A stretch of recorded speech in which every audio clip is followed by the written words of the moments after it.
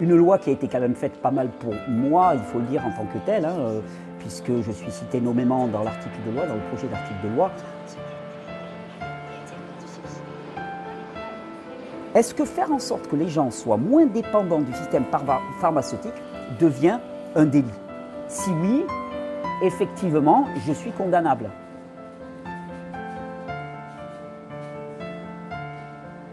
Tu vois, tu prends ma chaîne, avec bientôt sur YouTube, avec bientôt 1 million d'abonnés, ben, c'est un média en tant que tel.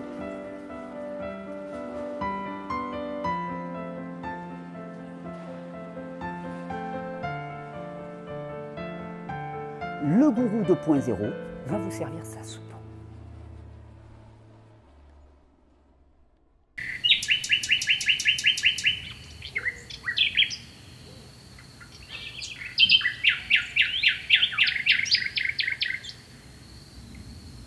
Bonjour, c'est un plaisir de vous retrouver avec Alex, la vidéo la plus courte de ta vie, puisque là, normalement, il faut faire une coupure et on va passer un extrait vidéo que je vais te passer. On va écouter Madame Sabrina Agresti-Roubache. Sabrina Agresti-Roubache, l'auteur de ce projet de loi et de cet amendement. Écoutez Sabrina Agresti-Roubache. Juste pour rappeler l'article 4, c'est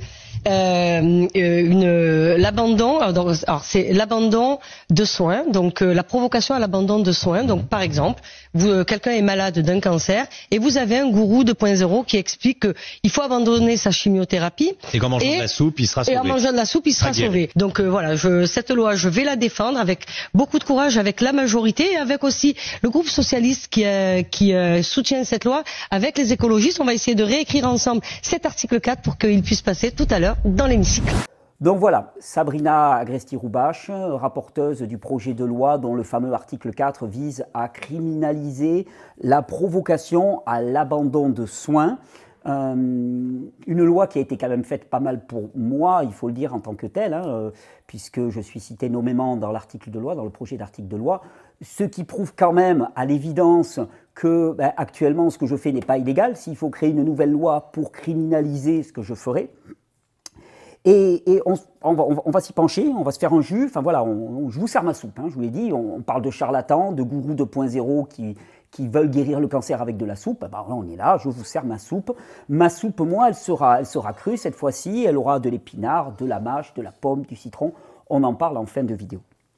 Ce qui est intéressant, c'est de se rendre compte dans ce tout petit passage à quel point, pour faire passer médiatiquement des idées comme cette loi, cette fameux article 4, eh bien, il faut utiliser obligatoirement la caricature et le mensonge. Je suis très intéressé, moi d'ailleurs, par ce terme de gourou 2.0 parce que j'aimerais bien, comme le terme de secte d'ailleurs, que la plupart ne savent pas définir, en fait on ne sait pas ce que c'est une secte, mais un gourou 2.0, j'ai demandé à Google, j'ai demandé à Chat, machin chose, et gourou 2.0, c'est pas gourou 1.0, gourou 2.0, alors tu dis il peut y avoir le 3, le 4, le 5, il peut y avoir des tas d'évolutions. Alors c'est bien, dans l'absolu on me traite de gourou, je me dis tiens moi alors je suis un 2.0, a priori je suis un 2.0, ça veut dire que dans quelques années je pourrais être un 3.0, puis un 4.0, on gravit des grades. Je ne crois pas que ça soit comme ça que ça se passe. Alors, ce qui est intéressant, c'est que, vous voyez, dans l'exemple qu'elle prend, elle parle de quelqu'un qui voudrait guérir le cancer avec de la soupe. J'avais fait une vidéo. Peut-on guérir le cancer avec des jus de légumes? Une vidéo qui a été supprimée, certainement, je ne veux pas faire de procès d'intention, mais par Sabrina Agresti-Roubache ou des personnes qui sont dans son entourage ou dans son accointance, parce qu'il y a des pressions qui ont été faites sur YouTube pour que cette vidéo, elle saute. Et qu'est-ce que je disais dans cette vidéo? Je disais que finalement, boire de la soupe ne pouvait pas guérir du cancer, boire des jus non plus ne guérissait pas du cancer. J'expliquais toujours la même chose, c'est que la guérison, c'est une grâce. Voilà, c'est quelque chose qui advient de surcroît, d'une certaine manière. On peut réunir des bonnes conditions pour que le corps puisse aller vers l'auto-guérison, et c'est tout le but de la démarche de naturopathie et d'hygiénisme. Et oui, on parle d'auto-guérison, donc on parle d'une guérison qui est endogène, qui vient de principes intérieur et non pas de principe extérieur, et les jus peuvent y participer. Mais dans cette vidéo, je disais, est-ce qu'on peut dire avec assurance que quelqu'un qui va consommer des jus de légumes va guérir du cancer? Absolument pas, et c'est évident qu'on ne peut pas le dire, parce que le vivant, le terrain, c'est quelque chose de tellement aléatoire. Par contre, on sait que c'est des soins qui peuvent améliorer la prise en charge, voire qui ont aidé des personnes, au travers, et on a des témoignages dans ce sens-là, qui ont aidé des personnes à se sortir complètement des griffes du cancer, à transformer leur terrain suffisamment, sans même l'aide de traitements qui sont considérés actuellement comme incontournables. Donc, c'est intéressant. Alors vous allez me dire, oui, le témoignage n'est pas une preuve, ça c'est le truc qu'on nous sort tout le temps.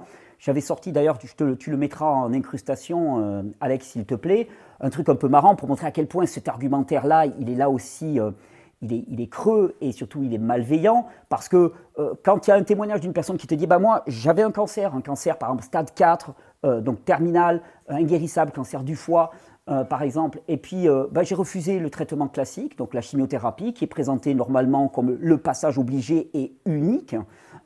J'ai voulu faire autrement, j'ai fait autrement, et non seulement j'ai survécu, mais surtout ma santé s'est améliorée, et ma qualité de vie s'est améliorée, et je vais très bien. Alors on te dit, attention, un témoignage n'est pas une preuve.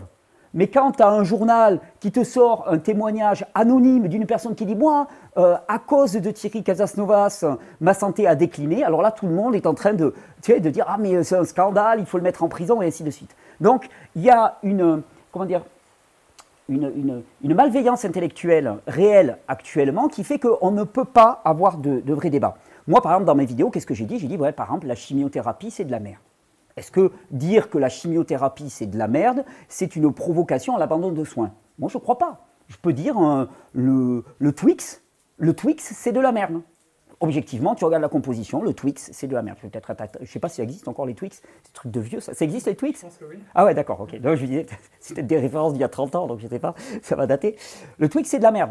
Mais imaginons, ça fait 15 jours que tu n'as pas mangé et tu tombes sur un stock de Twix, tu es en train de crever de faim littéralement, c'est de la merde, oui, mais ça sera bienvenu. Et c'est pour ça que dire que quelque chose c'est de la merde, ça ne veut pas dire il faut le prendre ou il ne faut pas le prendre, c'est juste dire objectivement c'est de la merde. C'est de la merde. Et si on a d'autres solutions, ça vaudrait le coup de s'y intéresser.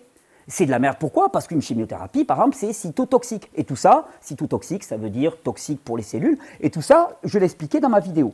Donc, c'est intéressant parce que finalement, on va caricaturer, on va diaboliser les personnes, mais il y a une question moi, que je me pose toujours, c'est, on parle de gourou 2.0, mais qui est-ce qui vend une solution unique? Il faut quand même être fort pour arriver à te faire prendre des produits qui sont cytotoxiques, qui te détruisent la santé, qui sont une ruine pour la société, qui ne t'assure en rien que tu vas survivre, parce que c'est ça qui est intéressant, tu vois, on te dirait à la limite, voilà, le traitement médicamenteux classique, moderne, t'assure 100% de réussite. Tu dirais, ok, d'accord, faire en sorte que les personnes s'intéressent à autre chose, c'est leur faire perdre une chance peut-être de mieux vivre. Mais en l'occurrence, on sait très bien que la chimiothérapie, c'est absolument pas l'assurance de t'en sortir. Et le problème, c'est que c'est vendu comme la solution unique. C'est-à-dire que si tu vas regarder autre chose, on te dit pseudoscience, ça ne marche pas, charlatan, gourou 2.0. Donc, est-ce que favoriser la santé, c'est une provocation à l'abandon de soins? C'est toute la question que je me pose. Alors, c'est intéressant parce que cette notion de provocation à l'abandon de soins, il y a deux termes dedans. Il y a provocation et il y a soin. Et chacun mérite d'être discuté. Provocation, c'est déjà très intéressant. Ça part du postulat que vous tous qui regardez cette vidéo, vous êtes des crétins finis. Alors ça, c'est magnifique pour leur narratif. C'est-à-dire, vous êtes des cons sous influence. On peut provoquer chez vous parce qu'on va vous manipuler, la fameuse emprise mentale, qui d'un point de vue psychologique n'a aucune réalité. Mais bon, voilà, pour eux, ce sont des termes, vous savez, c'est ronflant, ça permet de justifier dans les colloques, dans les discussions. On dit, il y a de l'emprise mentale. Ça existe l'emprise mentale? Ben non, d'un point de vue psychologique, ça n'existe pas. Donc, ça part du postulat que vous êtes des crétins sous influence. Et d'ailleurs, cette notion de crétin sous influence, on la retrouve à vraiment tous les niveaux. C'est-à-dire que toutes les personnes qui vont suivre mes vidéos, c'est des adeptes. Voilà, vous êtes des adeptes. Vous n'êtes pas des gens qui ont une pensée critique, c'est-à-dire que vous êtes connotés négativement. Et la deuxième chose, donc il y a provocation. Donc voilà, provocation, il faudrait prouver qu'on peut provoquer quoi que ce soit chez l'autre. Ou alors tout est provocation. Parce qu'effectivement, chaque fois que tu vas rencontrer quelqu'un dans la rue, que tu lui dis « Ah, ben moi, je pense ça », ben tu vas provoquer quelque chose chez lui. Et puis, quand tu as une blouse blanche, hein, c'est ce qu'on appelle le biais d'autorité, hein, que tu es à ton bureau, que tu prétends avoir une solution absolue et unique, que tu parles avec autorité, voire que tu pratiques du chantage sur la personne, que tu la fais culpabiliser, que tu lui fais peur, est-ce que là, il n'y a pas de la provocation? C'est marrant ce deux poids, deux mesures, hein, et c'est en permanence tout ça. Et puis, il y a la notion de soin. Et alors là, ça devient énorme.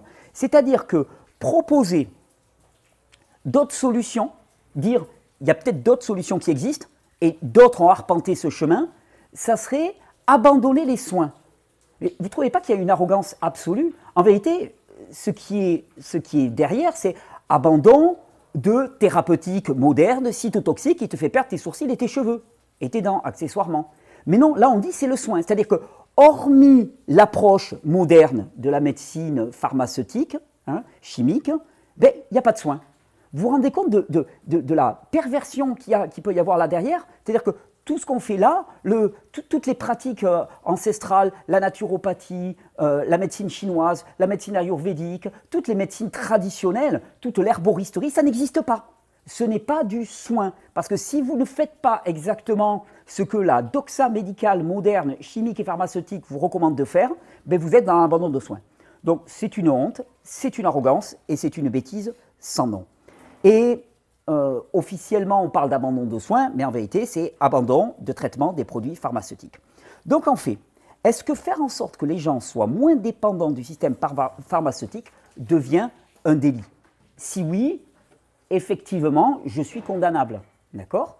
Mais c'est tout à fait récent, c'est-à-dire que je ne l'étais pas avant. Et puis, je serai condamné simplement pour vous avoir montré d'autres chemins, pour avoir dit, il y a d'autres chemins qui existent pour aller vers la santé. Il y a d'autres chemins qui existent pour répondre à une problématique qui se pose à vous. Alors, c'est quoi un gourou 2.0? Avant, tu avais la télévision d'État, tu sais, qui tous les soirs à 20h te sortait sa soupe, tout le monde était hypnotisé. Et puis maintenant, le problème, c'est qu'il y a YouTube, il y a les réseaux sociaux, et tu vois, tu prends ma chaîne, avec bientôt sur YouTube, avec bientôt 1 million d'abonnés, ben, c'est un média en tant que tel. C'est un média en tant que tel. Le problème, c'est que c'est un média qui est, on l'a vu, hein, complètement censuré, bridé. Je fais une vidéo sur le cancer, il est complètement bloqué. C'est d'ailleurs pour ça, je le rappelle, parce que j'en suis extrêmement fier, que des personnes ont créé Régénère TV, auquel je contribue très volontiers, parce que je crois énormément à ce projet. Et Régénère TV, c'est une plateforme unique, sans censure, hein, pour vous proposer du contenu informatif de très haute qualité, dans lequel moi, je suis libre de créer toutes les vidéos que je veux. Je sais très bien qu'elles ne seront pas bloquées, qu'elles ne seront pas censurées. Régénère TV, c'est une plateforme qui est disponible pour que vous puissiez aller venir saisir de l'information et puissiez réellement transformer votre vie. Une fois que vous avez acquis cette information, vous puissiez la mettre à l'application pour changer votre santé. Régénère TV, je vous en reparlerai à la fin de la vidéo, mais c'est vraiment un superbe projet et je vous remercie vraiment, hein, pour toutes les personnes qui croient en ce projet, qui viennent. Il y a 2 formules. Il y a une formule avec un abonnement qui s'appelle Régénère Plus. Vous avez accès à des vidéos sans censure, des nouvelles vidéos sans censure. Il y a une formule qui s'appelle Régénère Premium où en plus vous avez des séminaires, vous avez des lives qui sont organisés. Enfin, vous avez un contenu informationnel qui est extraordinaire, qui est proposé. Et tout votre soutien à cette plateforme lui permet d'être indépendante. Donc, je vous renvoie vers cette plateforme. Un gourou 2.0, il n'existe que pour un système comme le système actuel, qui est un système harceleur. Et cette notion de système harceleur, il me vient d'un article fabuleux que je vais reprendre et dont je vais vous citer quelques exemples. Je vous mettrai le lien d'une normalienne psychologue et qui est docteur en psychopathologie, qui s'appelle Ariane Bileran, et qui dit, dans cet article que je vous mettrai en lien, l'une des armes les plus redoutables des pouvoirs harceleurs est la calomnie. Alors ça m'a parlé quand j'ai lu ça, parce que c'est exactement ce que j'ai vécu. C'est-à-dire l'attaque diffamatoire et mensongère ad personam, donc sur la personne, contre le messager, afin que soit décrédibilisé son message, ou encore qu'il soit désigné comme la personne à abattre ou la mauvaise personne dont il ne faut surtout pas écouter le message. Je continue à citer. Les résultats attendus de la calomnie sont les suivants. Premièrement, semer le doute et la confusion sur le messager pour rendre inaudible le message. C'est exactement ce qui s'est passé dans mon cas, en détournant l'attention sur le messager plus que sur son message. Globalement, il n'y a pas grand monde qui est venu discuter des bénéfices qu'il pouvait y avoir à augmenter la quantité de micronutriments dans son alimentation, à pratiquer le jeûne, à pratiquer l'hormèse et les bains froids, à pratiquer le renforcement, à prendre plus le soleil, plus de repos, à mettre fait sa vie en ordre d'une certaine manière, il n'y a personne qui est venu discuter ça, parce que c'est indiscutable, parce que les bénéfices que vous allez en tirer, ils sont évidents. Donc, si on veut que vous ne vous intéressiez pas à ce message, parce qu'on va y revenir, c'est toujours la même chose, nous sommes dans un système de la maladie qui prospère sur votre faiblesse et sur votre mauvaise santé, eh bien à ce moment-là, comme on ne peut pas jeter le discrédit sur ce que je propose, eh bien on jette le discrédit sur moi. Alors comment on fait? On décrédibilise, donc c'est encore un argument, c'est le deuxième argument d'Ariane Bileran, décrédibiliser et salir le messager pour l'affaiblir. Il est lui-même victime d'un harcèlement dont la charge traumatique est variable mais incontestable, lui faire perdre ses soutiens, diviser à son sujet. Troisièmement, tuer tout désir de pouvoir accéder à son message, soit par la menace de l'ostracisme ou des représailles si d'aventure l'on soutenait les messagers. Les personnes qui écouteraient ce messager seraient par exemple complotistes, soit par la peur ou encore par le doute semé sur la personne elle-même. Là encore, on le voit. Enfin, je veux dire, la terreur qui est menée sur les réseaux sociaux par rapport aux personnes qui voudraient me soutenir. J'entends souvent des journalistes écrire, c'est une vaste blague, écrire « Ah, les victimes de Casas Novas ». Alors, les victimes dont je vous rappelle toujours qu'on ne sait pas qui c'est et on ne les a jamais rencontrées. Voilà. Les victimes de Casas Novas n'osent pas témoigner. Foutez de ma gueule. Foutez de ma gueule, c'est exactement l'inverse. Je veux dire, quiconque a un petit truc à dire sur moi est accueilli les bras ouverts par qui les journalistes, qui les gendarmes, qui la justice. Ils n'attendent que ça. Ça fait des années qu'ils grattent les fonds de tiroir pour essayer de trouver la moindre petite anecdote à charge me concernant. C'est-à-dire qu'il ne s'agit pas de savoir si j'ai mis en danger des gens, il s'agit de trouver n'importe quoi pour pouvoir me condamner moralement, me condamner socialement, me condamner juridiquement. Donc c'est exactement l'inverse qui se produit. C'est-à-dire que quiconque ose témoigner me concernant se fait harceler, insulter et dit bah, « t'es un adepte du gourou ». Quatrièmement, semer le doute et la confusion en général pour empêcher les gens d'y voir clair et les faire abandonner leur quête de vérité et de compréhension. Cinquièmement, détourner l'attention du messager lui-même pour qu'il ne soit plus occupé à délivrer son message, mais passe davantage son temps à se défendre des calomnies mensongères à ce sujet. Et là, à ce niveau-là, je suis assez content parce que durant les 10 ans ou 12 ans de mon travail de vidéo jusqu'à présent, même 14 ans, eh bien, j'ai finalement passé très peu de temps à défendre mon image. Ça a été un parti pris dès le départ. Moi, souvent, je disais, c'est un peu comme, tu sais, quand tu es dans un sprint à la fin d'une étape du Tour de France, tu vois, tu as la foule qui parle, qui est autour de toi, tu as des journalistes qui te disent « Ouais, t'es un gourou, t'es un salaud, t'es un arnaqueur, tu as abusé de gens, et ainsi de suite. » Mais toi, tu es focalisé sur l'objectif. Et mon objectif, c'est vous transmettre de l'information qui vous permette de changer votre santé. Ma nourriture, mon moteur, c'est vos histoires de vie. C'est les miracles qui se passent pour vous. C'est ça qui me nourrit. Et pas défendre mon image, hein, parce que de toute façon, enfin voilà, l'image, vous savez, ça vient. Et puis globalement, je ne l'ai jamais caché. Je suis quelqu'un de profondément croyant. Et personnellement, celui qui me donne ma valeur, il n'est pas de ce monde. Donc globalement, voilà, les journalistes parisiens gauchistes ne m'intéressent pas particulièrement. Alors ensuite, elle cite les méthodes principales utilisées. Premièrement, attaque du messager avec des étiquettes qualifiées d'indésirables. C'est marrant, indésirables pour la société du moment. Sexiste, misogyne, anti-avortement, transphobe, antisémite, enfin tous les qualificatifs qui sont honteux pour notre société de maintenant. D'ailleurs, moi, il y a pas mal. Hein, tu vois. Prends un micro-extrait d'une micro-vidéo, on la tourne, on la détourne, on dit tiens, Casas Novas, il est contre l'avortement. On est une société où on fait la promotion de l'avortement en veux-tu, en voilà, comme la solution parfaite pour tous les problèmes d'enfantement. Ben voilà, il est anti-avortement, c'est un salaud, donc voilà, je n'ai jamais été anti-avortement, ni pro-avortement. D'ailleurs, c'est ce que je tentais d'expliquer dans cette fameuse vidéo, que je n'étais ni l'un ni l'autre, que c'était un sujet, que pour moi, il fallait vraiment promouvoir des méthodes de régulation des naissances qui ne soient pas mutilantes pour les femmes, parce que je considérais que l'avortement restait une mutilation pour les femmes. J'ai essayé de réfléchir intelligemment, mais on est une société, si tu n'es pas pour, tu es contre. Voilà exactement. Et donc, on a habilement joué pour me mettre ce qualificatif, et là, d'un seul coup, il est anti-avortement, c'est un salaud d'extrême droite, un traditionnaliste et un réac. Sexiste, ça aussi, ça a été tenté, enfin, voilà. Transphobe, non, ils n'ont pas essayé. Ils auraient pu tenter par association, j'en sais rien, mais voilà. Alors, donc, attaque du messager avec des étiquettes qualifiées d'indésirables. Hein. Tout ça, c'est des noms qu'on te met, c'est des bâillons qu'on te met. Hein. Ensuite, attaque du messager par affiliation, en dévoilant de supposées fréquentations indésirables. Voilà, là, pour moi, ça a été à fond. J'ai eu le malheur d'inviter Dieudonné dans un festival. Bim, il est antisémite, parce que Dieudonné étant qualifié d'antisémite, il est antisémite. J'ai eu le malheur d'accepter une invitation parce qu'effectivement, c'était les seuls à m'inviter et que j'ai répondu très volontiers de égalité et réconciliation. D'un seul coup, je suis pro-Soral, je suis d'extrême droite, je suis un facho, je suis un nazi, je suis tout ce que vous voulez. Ensuite, attaque du messager en extrayant une partie de ses propos au détriment de l'ensemble. Alors ça a été génial, c'était tout le projet qui a été fait par le pseudo-groupe qui s'appelle l'Extracteur, dans lequel ils ont décortiqué toutes mes vidéos, ils ont pris des tas de petits bouts, et de ça, ils ont fait de moi un portrait dans lequel on va hyper focaliser, hein, tous les gens me disent « Ah, le bras qui repousse, ah, le bras qui repousse », et on parle que de ça. Tu sais, je veux dire, tu as un message qui est énorme, qui ne parle pas du tout de ça, mais non, on va hyper focaliser là-dessus. Bon, j'en prendrai d'autres. Attaque plus vicieuse, telles que la violation de la vie privée, l'infiltration auprès de ses soutiens, toujours sur le thème « Savez-vous qui est vraiment cette personne ?» Alors, le « Savez-vous qui est vraiment cette personne ?» ça s'appuie sur le point précédent.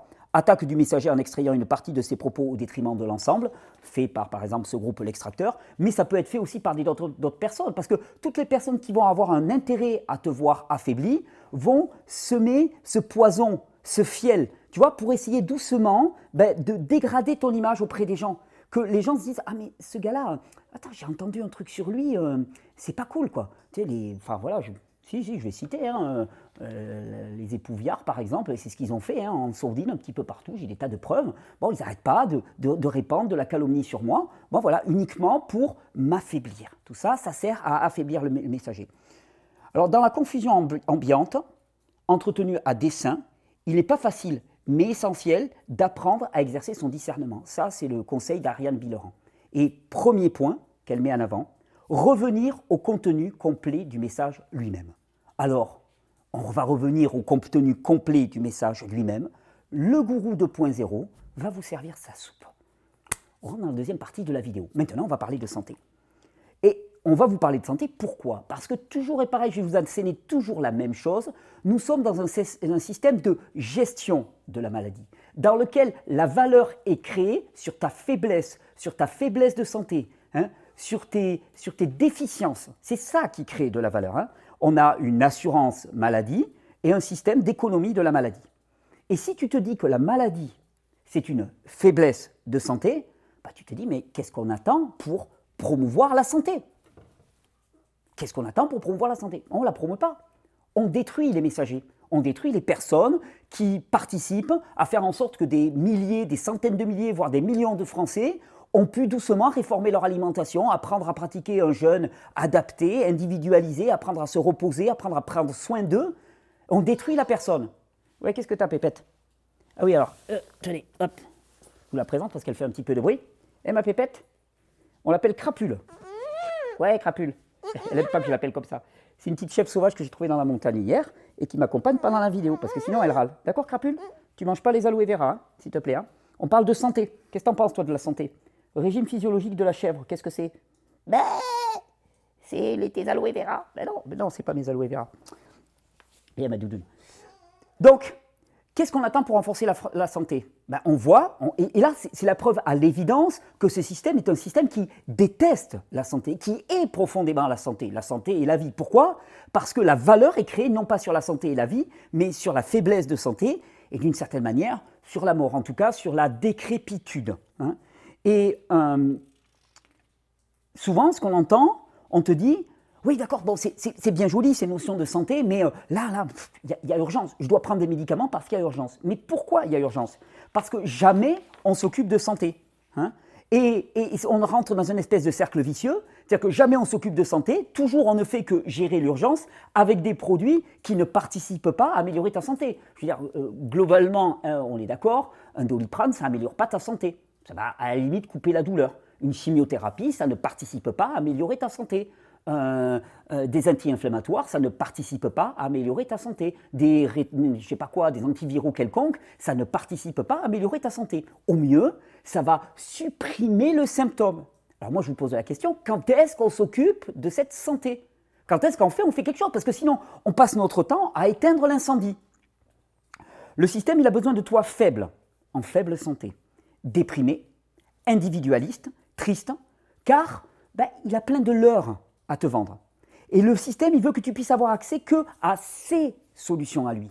C'est pour ça que d'un seul coup, Hein, alors des solutions qui ne favorisent pas la santé, qui la dégradent même la plupart du temps, des solutions qui ne te donnent pas la santé, qui ne te guérissent pas non plus, hein, parce que fonctionner sous médicaments à vie, c'est pas de la guérison. Il y a des gens qui me disent ah ben j'avais un problème tant de je sais pas moi de diabète et maintenant non t'es pas guéri, tu bouffes de médicaments, c'est-à-dire que tu mets un masque, un leurre pour éviter de voir, mais tu n'es pas guéri parce qu'être guéri c'est ne plus consommer de médicaments, c'est ne plus avoir besoin de béquilles. Donc est-ce que c'est pas ça précisément, hein, de promouvoir la consommation à vie de substances pharmaceutiques qui ont tendance à soit rien faire pour ta santé, voire même très souvent la dégrader. Je vous rappelle, 18 à 20 000 morts par an d'abus médicamenteux, hein, de mauvaise utilisation des médicaments, d'intoxication médicamenteuse. Hein, 18 à 20 000 morts. Je ne te parle pas d'une pauvre personne qui serait morte 3 semaines ou 4 semaines après avoir fait un pauvre stage de jeûne.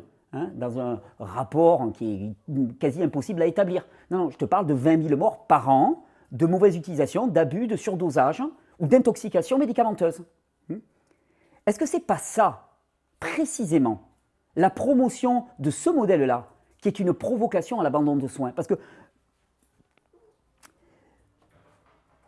provoquer le détournement des pratiques de santé, provoquer l'insulte sur des personnes comme moi qui promeuvent la santé, c'est ça la provocation à l'abandon de soins. Je vous rappelle, soigner, étymologiquement. Soigner, je me suis fait une liste des synonymes de soigner. Alors, quand tu penses à ces synonymes de soigner, tu vois en même temps une boîte de Doliprane, tu vois, histoire que ça marche quand même, mon truc. Hein. Soigner, bichonner, cajoler, câliner, chérir, chouchouter, choyer, combler, cocooner, couver, dorloter, entourer, gâter, mignarder, ça je ne connaissais pas, mignoter, ça c'est encore je ne connaissais même plus, pouponner. Alors tu regardes ta boîte de Doliprane, tu regardes ton paquet, hein, je ne sais pas à quoi ça ressemble, mais pour la chimiothérapie, et tu vas voir entre les têtes de mort si tu chouchoutes et tu cajoles ton corps. Et vous voyez, l'arme de ce système, c'est l'inversion accusatoire. C'est-à-dire on t'accuse exactement de ce que lui fait. On t'accuse de provoquer l'abandon de soins, alors qu'en fait, en promouvant uniquement, de façon complètement totalitaire, hein, un traitement, une prise en charge, hein, des faiblesses de santé par une médication pharmaceutique, eh bien, on provoque l'abandon de soins, on provoque l'abandon d'un chemin vers la santé. Alors, et ce qui est intéressant, c'est pourquoi sanctionner? Pourquoi sanctionner le fait de faire la promotion d'autres méthodes? Parce que ça marche moins bien? Ben non, mais non. Non, ça ne marche pas moins bien. En vérité, on n'en sait rien. Ouvertement, on n'en sait rien. Parce qu'il n'y a personne, il n'y a aucun laboratoire pharmaceutique qui veut financer des études qui pourraient prendre le risque de prouver qu'une approche naturelle est beaucoup plus efficace en termes de gain de santé. Je dirais même que c'est évident qu'elle est plus efficace parce que rien n'est efficace en termes de santé sinon l'approche de terrain, mais aucun laboratoire ne veut le financer. Donc, on ne le sanctionne pas parce que ça marche moins bien. Hein. C'est juste parce que ça rapporte moins à tous vos maîtres. Quand je dis vos maîtres, c'est les maîtres des personnes qui parlent à la télé et qui s'expriment pour la provocation à l'abandon de soins. Celles à qui on accorde la visibilité médiatique. Visibilité médiatique, c'est pas moi. Vous croyez qu'il y a des médias pour m'accueillir, pour que je puisse exercer mon droit à la défense, pour pouvoir argumenter? Non. On te crache dessus et on ne te laisse pas parler. Tu es complètement bâillonné. En vérité, ce que je transmets, ce que transmettent les gourous 2.0, parce que je ne suis pas le seul, c'est de l'information pour montrer qu'il n'y a pas que les traitements pharmaceutiques totalitaires, c'est un système totalitaire. Et qu'est-ce que font les crétins, hein, les fameux crétins sous influence, qui ne sont pas ceux que l'on croit? Ils applaudissent en disant « Antol le gourou, Antol le gourou hein ». Ben, cette loi qui a été faite pour moi en grande partie, hein, je suis cité dans le projet de loi, signifie que jusqu'à présent, ils n'avaient rien pour sanctionner le fait de faire la promotion de la santé. Maintenant, ils espèrent avoir un outil juridique. Mais attention, attention, illégal ne veut pas dire immoral. C'est deux choses profondément antagonistes.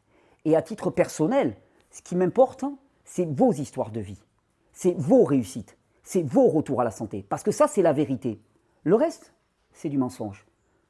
Le reste, ils pourront sanctionner tout ce qu'ils veulent. Il y a eu des époques où en France, finalement, eh bien, des comportements moraux, des comportements éthiques, des comportements de droiture, de bravoure et de courage étaient lourdement sanctionnés. On pense à 50, 60, 70 ans en arrière. Ils étaient totalement illégaux. Et heureusement qu'il y a eu des gens pour se lever contre ça. Heureusement qu'il y a eu des gens pour braver la loi. Heureusement qu'il y a eu des gens pour dire non, nous, ce que l'on veut, c'est la vérité. C'est la vérité, c'est la santé.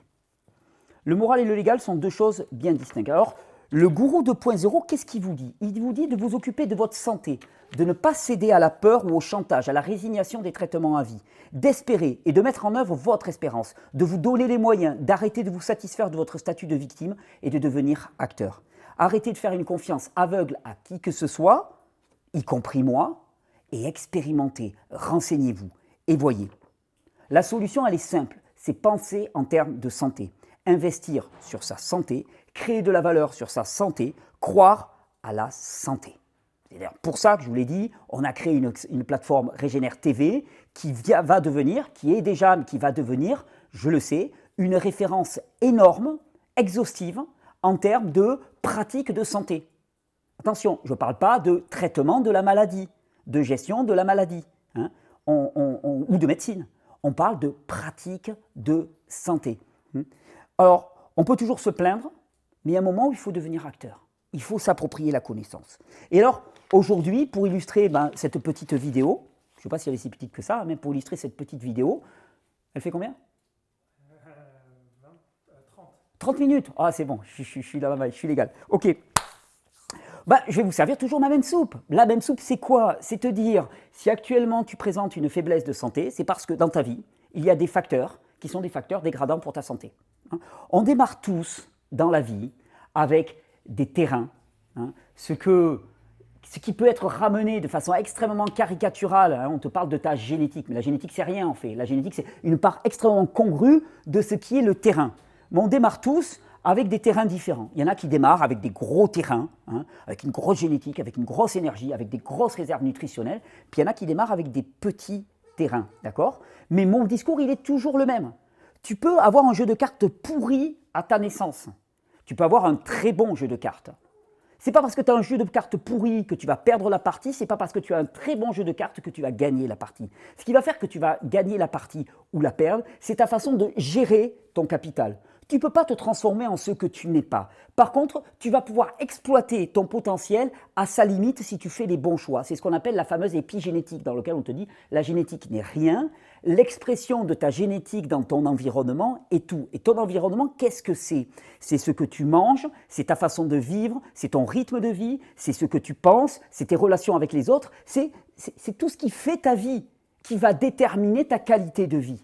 Et donc, moi, en tant que chantre de la naturopathie, chantre de l'hygiénisme, du vitalisme, autant d'approches qui se basent vraiment sur favoriser la vie, se baser sur la vie, se fonder sur la vie, je vous dis, si actuellement vous avez un faible état de santé, si vous êtes loin d'exprimer votre potentiel maximal, c'est simplement parce qu'il y a des facteurs de frein. Et ces facteurs de frein, il faut les identifier et il faut les corriger. Ce n'est pas plus compliqué que ça. Et ces facteurs de frein, on les connaît. Notre société moderne, il y a des gros facteurs qui sont incontournables. L'alimentation, le rythme de vie, l'exposition aux écrans, le manque d'exposition au soleil, le manque d'exercice physique, le rayonnement électromagnétique, le bombardement, le fait d'être au milieu des Wi-Fi en permanence, d'être tout le temps sur son téléphone portable et sur les écrans, le fait de ruminer sans cesse, de se laisser aller à la colère, à tourner sans cesse et vouloir se venger en permanence, alors que finalement, la plupart des lois spirituelles nous disent au contraire, il faut abandonner, il faut pardonner, il faut faire confiance, il faut remettre à l'autre ce qu'il nous a fait. Et tout ça, on le sait. Tout ça, on le sait. Il n'y a rien de nouveau. Alors, des fois, il y a des gens qui me disent « Ah, Thierry, mais en fait, tu enfonces des portes ouvertes. » Ouais, mais alors si j'enfonçais des portes si ouvertes que ça et si ça n'avait aucune importance, pourquoi est-ce que le système essaierait autant de me détruire? C'est bien parce que c'est peut-être des évidences, mais personne ne les met en application. Et surtout, personne ne prend la mesure que à 1 plus 1 plus 1, alimentation plus réforme du rythme de vie, plus d'exposition au soleil, plus des petites pratiques de jeûne, ça peut radicalement transformer ta santé. Moi là actuellement, je publie énormément de témoignages sur YouTube, sur Telegram, sur Twitter, sur Facebook aussi, des témoignages qui te disent « Punaise, j'avais une hyperthyroïdie dont on m'avait dit c'est médication à vie, j'avais une hypothyroïdie, j'avais un cancer, j'avais une maladie auto-immune, j'étais condamné à ceci ou à cela, j'ai changé ma vie, j'ai pratiqué un petit peu de jeûne, j'ai changé mon alimentation, j'ai changé ma façon de penser et je suis totalement guéri. Je veux dire, c'est juste un monde hallucinant. Et bien sûr, pour éviter que vous puissiez y avoir accès, parce que pour y accéder, à un moment, il faut y croire. Je veux dire, tu ne vas pas commencer à te faire des jus, tu ne vas pas investir dans un extracteur de jus, parce que c'est un investissement, c'est certain. Hein, surtout dans un système où, finalement, la destruction de la santé ne te coûte rien, hein, puisqu'actuellement, les traitements qui ont tendance à dégrader ta santé sont gratuits, payés par nos impôts, bien sûr, c'est-à-dire qu'on nous impose de financer ces produits-là. Hein. Mais par contre, quand tu veux prendre soin de ta santé, quand tu vas aller acheter des légumes dans un petit producteur local, bio, en permaculture, en agriculture raisonnée, en maraîchage sur sol vivant ou que sais-je encore, dans des petites AMAP et ainsi de suite, il faut payer plein tube. Quand tu veux t'acheter un extracteur de jus, quand tu veux aller faire des retraites de jeunes, quand tu veux apprendre pour prendre soin de ta santé, tu dois y aller de ta poche. Donc il y a un moment, il faut faire un choix. Il faut faire un choix, il faut investir pour sa santé, mais pour le faire, il faut d'abord croire. Et oui, parce que si tu ne crois pas que ça peut changer quelque chose pour ta vie, tu ne vas pas le mettre en action, et si tu ne le mets pas en action, tu ne vas pas le voir. Donc il faut commencer par croire. Et c'est là où mes vidéos rentrent en jeu. Parce que mes vidéos, elles vous disent, vous pouvez y croire. Je vous donne des raisons physiologiques, je vous donne des témoignages, je vous donne mon enthousiasme, je vous donne tout ça pour que vous puissiez avoir l'audace d'aller voir. Il ne s'agit pas de rentrer dans une démarche dogmatique, hein, il s'agit juste d'avoir l'audace d'aller voir, d'expérimenter. Ok, ça te paraît un peu bizarre, le mec il est un peu bizarre, il est un peu shooté avec ses petites chèvres et ainsi de suite. Ok, juste fais l'expérience. Prends un jus de légumes tous les matins, par exemple. Tu ne manges pas, tu ne déjeunes pas, et tous les matins, tu remplaces ton petit déjeuner par un jus de légumes. Un grand jus de légumes, tu prends 50 centilitres de jus de légumes, tu pars au boulot avec ça. Puis le boulot, peut-être qu'avant, tu y allais en bagnole, maintenant, tu peux peut-être y aller à vélo, ou à pied, par exemple. Et puis, tu bois ton jus de légumes sur la matinée. D'accord. Et puis, à midi, au lieu de faire la grosse pause au restaurant, tu te prends un petit bol avec un petit peu de salade, quelques fruits, quelques noix, quelques oléagineux, et ainsi de suite, que tu grignotes comme ça, et puis tu vas te balader dans le parc. Tu vas courir une petite demi-heure, par exemple. Hein. Et puis, le soir, quand tu rentres chez toi, au lieu de t'affaler devant la télé, tu vas passer un peu de temps avec tes enfants. Voire, si maintenant les jours se rallongent, tu leur proposes d'aller faire une sortie, d'aller prendre l'air, d'aller s'amuser dans les bois autour, si tu as des bois, ou dans le parc, si tu as un parc autour de chez toi. Tu leur proposes des activités. Et pareil le week-end. Et puis le soir, au lieu de rester jusqu'à 11h, minuit devant Netflix, tu te couches à 10h. Voilà, et tu profites de ta nuit. Fais ça pendant 3 semaines. Et ces choses qui te paraissent banales, puis dis le mec, il n'a rien dit de nouveau, elles risquent de transformer ta vie à un point où tu ne peux pas l'imaginer. Ça peut même être choquant de voir à quel point physiquement, moralement, psychologiquement, tu peux être un individu transformé. Et ça, c'est l'épigénétique. C'est-à-dire que tu seras la même personne, tu seras exactement la même personne, sauf que d'un seul coup, tu auras arrêté de jouer un jeu de merde et tu commenceras à jouer intelligemment. Oui, avec tes cartes. Oui, on peut passer notre temps à dire « Ouais, mes parents, ils m'ont transmis ceci. Ouais, je suis né comme ça. Oh, j'ai eu un début de vie qui a été comme ci, comme ça. » Mais ça ne nous mènera nulle part. C'est une impasse totale. Ce qui est intéressant, c'est qu'est-ce que tu fais maintenant. C'est-à-dire que là, tu regardes cette vidéo. Quand tu vas sortir de cette vidéo, qu'est-ce que tu fais? Qu'est-ce que tu vas manger? Qu'est-ce que tu vas boire? Comment tu vas te comporter avec les autres autour de toi? Qu'est-ce que tu vas choisir de faire ce soir? Est-ce que tu vas choisir de t'affaler tout seul ou est-ce que tu vas choisir, par exemple, de proposer à des copains ou des amis d'aller te balader dans les rues, dans les parcs, dans les forêts, où tu veux, et de discuter? Est-ce que tu vas aller voir tes enfants pour leur proposer autre chose que rester devant un écran parce qu'ils n'ont rien à faire d'autre que ça? Est-ce que tu vas consacrer du temps à préparer un vrai repas plutôt que de bouffer des trucs de la merde lyophilisée ou de la merde sous blister? Mais voilà, c'est ça les vraies questions à poser. Et c'est toute cette accumulation de petits choix qui va faire que toi, acteur de ta vie, tu vas arrêter d'être une victime. Tu vas arrêter d'être victime d'un système qui prospère sur ta faiblesse et sur ta maladie. Et c'est pour ces mots-là que depuis des années, ma vie est détruite. C'est pour ces mots-là que je suis poursuivi, c'est pour ces mots-là qu'on veut me condamner, c'est pour ces mots-là que je suis mis à mort dans les médias. Et je suis fier de ces mots-là. Parce que ces mots-là, vous êtes des milliers, des dizaines de milliers à les avoir entendus, et vous êtes des dizaines de milliers à avoir vu votre vie changer. Et ça valait le coup. Je ne regrette absolument rien. Et pour terminer cette vidéo, je vous l'avais promis, on va se faire un petit jus. J'ai appelé ça le jus PME, pour soutenir les petites et moyennes entreprises en France. Pommes, mâches, épinards. C'est rare que je fasse des jus verts. Et c'est marrant parce qu'il y a des épinards. Et ce matin, j'ai échangé avec une amie. Salut Charlie, salut Jérémy. Elle me parlait des oxalates. Elle me dit, ouais Thierry, moi j'ai vachement envie de jus vert actuellement, et qu'en même temps on parle de l'acide oxalique dans les épinards et tout, qu'est-ce que tu en penses et tout. Donc on échangeait, attention, on n'est pas dans un cadre thérapeutique, je ne partage qu'avec une amie, mais voilà, tu connais le truc.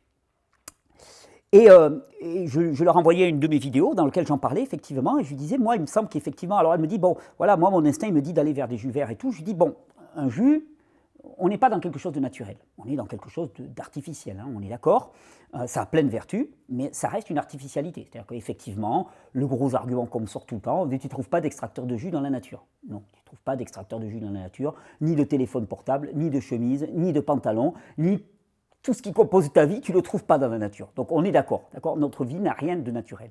Mais effectivement, qu'est-ce que tu veux ma poulette? Hey Crapule, viens, on va finir la vidéo ensemble. Mais effectivement, le fait que ça ne soit pas complètement naturel, spontané, nous oblige à exercer notre intelligence. Et effectivement, dans ces produits-là, dans l'épinard en particulier, dans toutes les feuilles vertes, il y a des produits qu'on appelle les oxalates, qui sont assez présents. D'un point de vue comment dire, évolutionnel, il y en a qui disent que finalement, c'est pour que des bestioles dans ton type à toi, hein, ne bouffent pas toutes les herbes d'un secteur. C'est-à-dire qu'en fait, ces oxalates, ils s'accumulent dans l'organisme, et ça va faire que les animaux ne vont pas brouter toutes les plantes, parce qu'au bout d'un moment, il y a une accumulation d'oxalates qui fait que ils ont un arrêt d'une certaine manière, ils arrêtent de brouter les plantes. Bon. Peu importe pour la raison pour laquelle il y a ces oxalates, en tout cas, ils sont présents. Et effectivement, faire des jus verts avec toujours les mêmes produits toute l'année, ça pourrait conduire à une accumulation d'oxalates. Et la logique veut que l'on varie sans cesse. C'est-à-dire varier les produits, ne pas faire que des jus verts, faire des jus avec des carottes, des betteraves, ça ne pose aucun problème, il n'y a pas de problème d'accumulation. Quand on fait des jus verts, varier les variétés, hein, ne pas utiliser que des épinards ou que des blettes, par exemple, qui sont très riches en acide oxalique, marier aussi avec des salades, avec du céleri branche, avec d'autres produits verts qui vont faire qu'il ne va pas y avoir cette accumulation. Ceci étant dit, cette précaution prise, effectivement, le jus d'épinard, par exemple, bien que contenant des oxalates, a plein de vertus et c'est ce qu'on va voir là immédiatement. Je vais te poser parce que je vais avoir besoin de faire mon jus, hein, je t'en prie. Tiens, regarde, tu as de quoi brouter là. Vas-y, va brouter. Va brouter, on ne parlera pas d'oxalate tous les deux, ou on en parlera après la vidéo. Alors, le jus que je vous ai préparé, là, le jus PME, c'est un jus qui s'adresse vraiment particulièrement aux intestins. Hein. La pomme est très adoucissante, il y a de la pectine dans la pomme, hein, qui est très adoucissante pour les intestins, qui va diminuer l'inflammation intestinale. L'épinard, lui, il est connu, hein, grâce à l'acide oxalique, pour être fortement laxatif, ça va aider au nettoyage. Et la mâche, elle est très intéressante parce que c'est une plante qui est mucilagineuse, ça veut dire qu'elle va faire une sorte de gel, et d'ailleurs le jus de mâche va être relativement épais. Et ça va nous faire un jus, on va rajouter un peu de citron pour le goût, pour le coup de peps, un peu de gingembre parce qu'on est dans une vidéo à Titi. Il y aurait dû y avoir du curcuma aussi, anti-inflammatoire naturel fabuleux, mais j'en avais plus en stock. Il y en a peut-être dans la réserve, mais bon, j'ai la flemme d'aller voir. Et avec ça, on va faire un jus qui est parfaitement indiqué pour nos intestins, habitués à bouffer de la merde tout le temps. C'est ça le problème actuellement, c'est que non seulement on bouffe de la merde, rempli de pesticides, de fongicides, d'additifs alimentaires, d'exhausteurs de goût, ainsi de suite. Mais en plus, on mange tout le temps, c'est-à-dire qu'il n'y a jamais de pause alimentaire. Bien, le jus va nous permettre déjà une grosse pause alimentaire, hein, parce que les processus digestifs sont extrêmement limités avec un jus. Il va nous apporter énormément de micronutriments et surtout, il va participer à la réparation, à la désinflammation. En apportant tous ces micronutriments, ça va permettre à la paroi intestinale, littéralement, de se reconstruire. Alors, faire un jus, c'est pas compliqué. Alors, normalement, pour la démonstration, dans cet extracteur, on peut mettre des pommes entières, mais Monsieur Ferrini m'a forcé, pour faire des jolis plans en début de vidéo, à couper la pomme, là, plusieurs fois d'ailleurs. Mais normalement, on peut mettre la pomme en entier. Mais qu'est-ce qu'on fait? On met la pomme, et vous allez voir, c'est vraiment une habitude très très simple. On alterne pomme et verdure. Hop, regardez, on remplit ça, et vous allez voir qu'en quelques minutes, on va se faire un bon demi-litre. Hop, hop, hop. C'est rigolo comme truc en plus. On va se faire un bon demi-litre, un demi-litre qui va être rempli de micronutriments. Et c'est ça, c'est l'intérêt des jus. Souvent on me dit oui, mais est-ce qu'il ne faut pas des fibres dans notre alimentation? C'est le truc. Mais bien sûr qu'il nous faut des fibres dans notre alimentation. Mais le but, c'est pas de se nourrir que de jus. Le but, c'est d'avoir un apport supplémentaire. Hein, parce qu'on a un tel déficit micronutritionnel. On a passé tellement de temps dans notre vie, finalement. Comme je vous dis, on démarre avec un capital. D'accord? Mais ce capital, il n'est pas inépuisable. Et on a tellement tapé dans ce capital qu'à un moment, il faut le regarnir. Et donc, cette surcharge micronutritionnelle, regardez ce magnifique jus là qui se fait. Cette surcharge micronutritionnelle va nous permettre de regarnir les stocks qui avaient été lésés, qui avaient été abîmés. Et c'est tout le principe des jus de légumes. c'est un outil, je le dis souvent, c'est absolument pas quelque chose d'indispensable, c'est un plus qu'énormément de personnes reconnaissent comme étant très très utile, et je suis d'accord avec elles. Je trouve ça beaucoup plus intéressant de prendre nos micronutriments directement dans les fruits et des légumes plutôt que d'acheter des gélules, par exemple, qui vont contenir telle ou telle vitamine. Je trouve ça beaucoup plus intéressant. Ça participe vraiment à une économie de la santé, ça participe à un plaisir. C'est un vrai plaisir aussi de préparer le jus. Si vous avez des enfants, ils adorent ça aussi, de préparer les jus. Hop. Tiens, là, il y en a une qui s'est coincée, c'est marrant, tiens. Et ça va, voilà, c'est pas miraculeux, mais ça participe radicalement à cette économie de la santé. Hop. Et regardez ça, comme c'est beau. Et à faire en sorte que votre santé, elle s'améliore de jour en jour. Oh, petit à petit, il faut pas, quand on parle comme ça de réforme de l'hygiène de vie, il ne faut pas s'attendre à ce que du jour au lendemain, claque comme ça. Mais en l'espace de quelques semaines, on voit une différence fondamentale. Allez, regardez, hop, ça descend tout seul. Je ne l'avais jamais essayé trop avec des verdures, celui-là, parce que moi, j'aime bien les jus de carottes et de betterave. Regardez ça. J'ai déjà mon petit stock, là, je vais avoir un demi-litre de jus. Hop, je rajoute une petite pomme. Du gingembre, j'en ai mis ou j'en ai pas mis? J'en mets? Non, c'est bon? Bon, il est pas chaud. Je me souviens plus si j'en ai mis. J'ai dû en mettre. J'ai dû en mettre certainement. Et vous voyez, tout ça, c'est une petite pratique. C'est une petite habitude de vie. C'est rien du tout. Mais la plupart des gens qui y goûtent, eh bien, d'un seul coup, ça va devenir quasiment un rituel de chaque jour. Et c'est ça qui est important. C'est-à-dire que changer son hygiène de vie, c'est des tas de petites pratiques qu'on va implémenter petit à petit dans un cercle vertueux. Là où jusqu'à présent, il n'y avait qu'un cercle vicieux. Le cercle vicieux de la prestidigitation d'une certaine manière. Vous savez, hein, l'illusionnisme. Qu'est-ce que c'est l'illusionnisme? C'est faire croire ce qui n'est pas. J'ai beaucoup de respect hein, pour les illusionnistes. J'adore leur travail. Mais en matière de santé, ça ne m'intéresse pas. Ça ne m'intéresse pas qu'on me coupe la douleur, que j'ai l'impression que ça va alors que ça ne va pas. Parce que objectivement, et c'est ça qui est vraiment intéressant, et c'est là où moi j'ai envie, au travers de mes vidéos, de vous faire comprendre. C'est-à-dire que tu vas prendre un médicament pour couper une certaine douleur en particulier. Mais est-ce qu'une fois que la douleur elle est coupée, est-ce que tu te sens globalement sur le plan de la santé, est-ce que tu te sens mieux, oui ou non? Et la réponse, elle est à l'évidence, et quasi systématiquement, non. Tu ne sens pas mieux, tu sens juste sans la douleur. Et c'est là où il y a une arnaque fondamentale qui est faite. C'est-à-dire que ce qui est censé promouvoir la santé, ce qu'on t'a appelé la santé, n'est pas de la santé. C'est juste du masquage de symptômes. Tu fais un gros enduit hein, par-dessus la merdasse, histoire qu'on n'y voit plus rien. Ce qui est proposé là, c'est une démarche plus profonde, plus radicale, une démarche de terrain, qui vous permet réellement, jour après jour, hein, jus après jus, pratique après pratique, de transformer radicalement votre santé. Et ça fait une différence fondamentale. Alors, je vous remercie. Je vous remercie à toutes et à tous. On est en route vers le 1 million d'abonnés sur YouTube. Je vous remercie sincèrement. Je remercie tous les gens qui rejoignent le projet de Régénère TV. Je remercie vraiment de nous donner les moyens de produire des superbes séries de vidéos, de vraiment d'aller vers le qualitatif parce qu'on en a vraiment besoin. Ce monde en a vraiment besoin. La violence d'un système totalitaire pro-pharmaceutique actuellement est à son comble. Je vous remercie de tous vos soutiens. Je vous remercie d'oser ouvrir votre GUEULE pour témoigner de ce que vous avez réellement vécu. Hein, de chaque fois qu'on vous dit « Ah oui, mais tu parles de ton gourou, le bras qui repousse » ou je sais pas quoi, on s'en fout du bras qui repousse. En fait, c'est pas le problème. Moi, je te dis ce que moi j'ai vécu. Je parle pas de là, je te parle de moi, ce que j'ai vécu. C'est-à-dire que moi, j'avais tel et tel problème. Hein, j'ai commencé à jeûner, j'ai commencé à faire ceci, j'ai commencé à faire cela, et voilà comment ma vie a été transformée. Et je veux que nous soyons des milliers, des dizaines de milliers à le dire. Hein, parce qu'à force, ça va venir percuter ce mur de silence, ce mur d'ostracisme, ce mur de diabolisation, de caricature qu'il y a sur les personnes comme moi, pour faire fêler ce système qui est un système de la maladie et réellement laisser émerger, laisser s'épanouir, laisser s'expandre cette logique, cette évidence de la santé. C'est ce que je vous souhaite à chacune et à chacun. Je vous souhaite la plus belle des santés, mais pas une santé égoïste, pas une santé pour vous-même, une santé être fort pour être utile, comme disait Georges Hébert, une santé que vous allez pouvoir mettre au service de ce monde. Parce qu'on a des véritables challenges devant nous, et ces challenges, pour les relever, il faut avoir du cœur à l'ouvrage. Je vous souhaite la meilleure des santé, et je vous dis à tout bientôt sur Régénère TV, sur YouTube de temps en temps, quand les vidéos elles ne sont pas coupées ou censurées, et puis belle vie à vous. Alors, Quel amateurisme, hein. Le gars il veut vous changer radicalement votre façon de considérer votre santé et on oublie même de goûter le jus. Donc on termine. Dans un cadre inhabituel, je dois le dire, mais alors en fait un truc exceptionnel, c'est que je ne suis pas dans mon cadre de nature classique. Pour la première fois, peut-être depuis 6 mois ou 8 mois, il y a de la pluie en Catalogne. C'est une merveille. Il n'y avait pas plu depuis 6 ou 8 mois, ça devenait vraiment très très inquiétant.